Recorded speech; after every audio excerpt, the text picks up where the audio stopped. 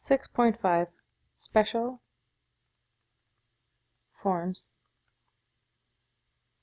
of Lines. So remember, we can write a relation in several ways. We can describe it in words.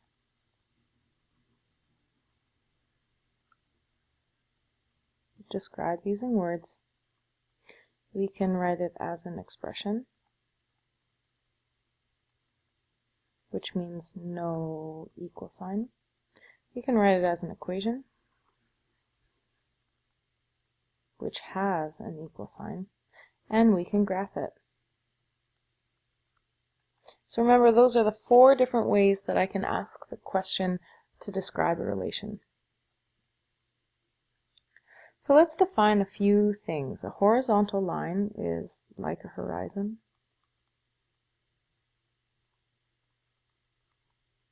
It extends from left to right. A vertical line is up and down. So it looks like this. And an oblique line is diagonal. And there are so many different variations of an oblique line. They can look like this. They can look like this. They can look like almost a horizontal line, but still have a bit of a slope to it. That's what the measure of the angle, or the measure of how steep it is called in official math lingo.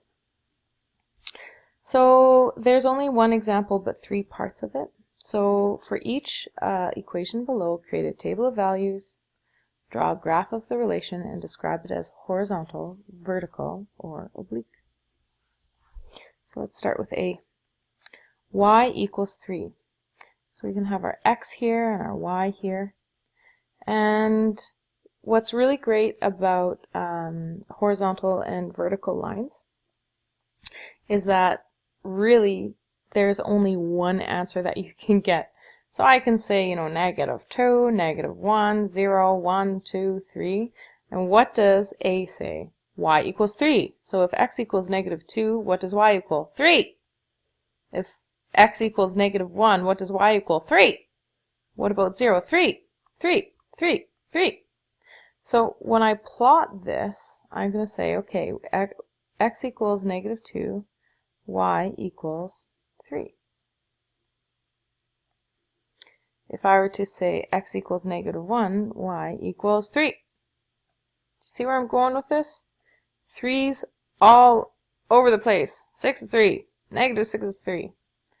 And we can draw a line to connect all of these dots. Because remember, if we don't have a context, we can just assume that it is continuous data.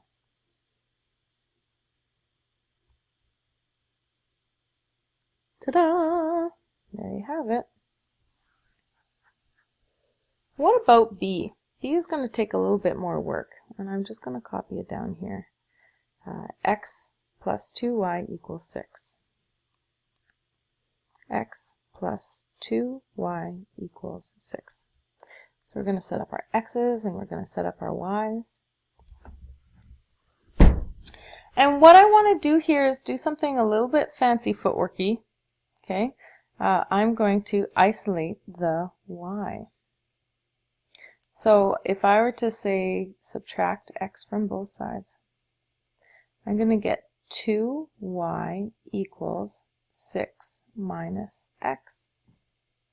Then I'm going to divide both sides by 2. So then y equals 6 minus x all over 2. This is what I'm going to use to substitute in my x values to get it to spit out my y. What I've done here is I've just rearranged the equation. This equation and this equation tells us the exact same thing. So what I'm going to do is I'm just going to pick some easy x values. So -2, -1, 0, 1, 2, and 3. So I'm going to substitute my x's in here. So if I say x equals -2, I'm going to say y equals, and I'm going to use this equation that I just rearranged, 6 minus negative 2. Ooh, negative and negative, what does that mean? All over 2. Y equals 6 plus 2 divided by 2. So that means y equals 6 plus 2 is 8. 8 divided by 2 is going to be 4. So I'm going to create this table of values here when x equals negative 2, y equals 4. So I'm just going to put a box around it just to say that this is one set of work. Or yeah, this is one bit of work. X equals negative 1.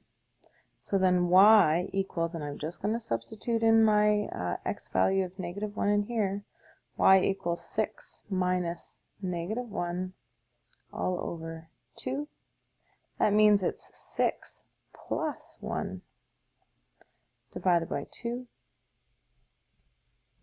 6 plus 1 is 7 divided by 2. Y equals 3.5. 3.5.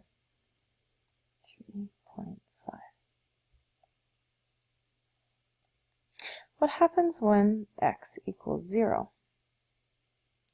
Well, then y equals 6 minus 0 all over 2. And the reason why I don't put this in brackets is because here I had two signs that I needed to deal with here. But here I only have one because 0 is neither positive nor negative. 6 divided by 2 is 3. So y equals 3 when x equals 0. And you're noticing a pattern here. You subtract half, you subtract half. And so you don't need to substitute when you see the pattern. I know this is going to be 2.5. I know this is going to be 2. I know this is going to be 1.5. So what I'm going to do is I'm going to use these points and draw them in here. So when x equals negative 2, y equals positive 4. When x equals negative 1, y equals 3.5. When x equals 0, y equals 3. When x equals 1, y equals 2.5. When x equals 2, y equals 2. And when x equals 3, y equals 0.5. So I am going to draw a nice little line through my points.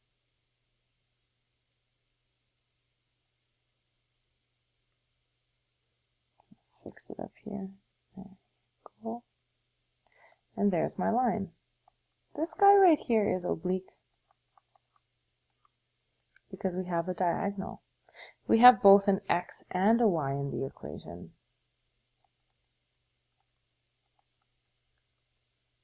Let's just move on back here. Here is a horizontal.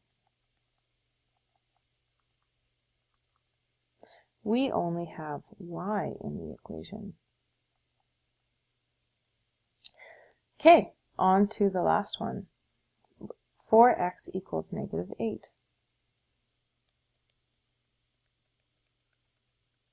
Now I'm going to use my sweet algebra skills that we learned in the last unit. And I'm going to divide both sides by 4 because I want to isolate the x. When I divide both sides by 4, I get x equals negative 2. This line and this line are saying the exact same thing. It's the same relation. All I've done is I have substituted, or I've just isolated the variable. So if I have my x here and I have my y here, here's the opposite of the first one. X equals negative 2. So no matter what y value I pick, negative 3, negative 2, 7, 47, that's a plane. That's for you, Tyler. 3 or 1, it's all going to equal negative 2. Because when y equals 3, x equals negative 2. When y equals 1, x equals negative 2. So I can plot all these points. Obviously, I'm not going to put on 7 or 47. So when y equals negative 3, x equals negative 2. When y equals positive 1, x equals negative 2. And the line continues. So I'm going to grab a little line there.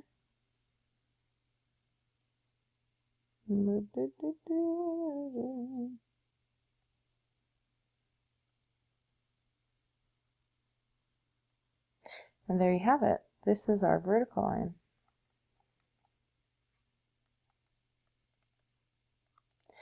That vertical line will only have x in the equation.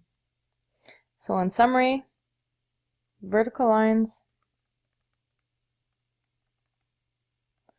only have x in their equations. Horizontal lines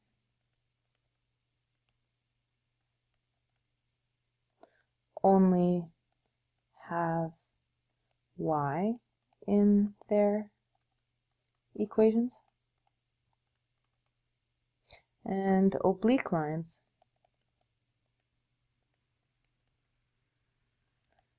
have both x and y in their equations.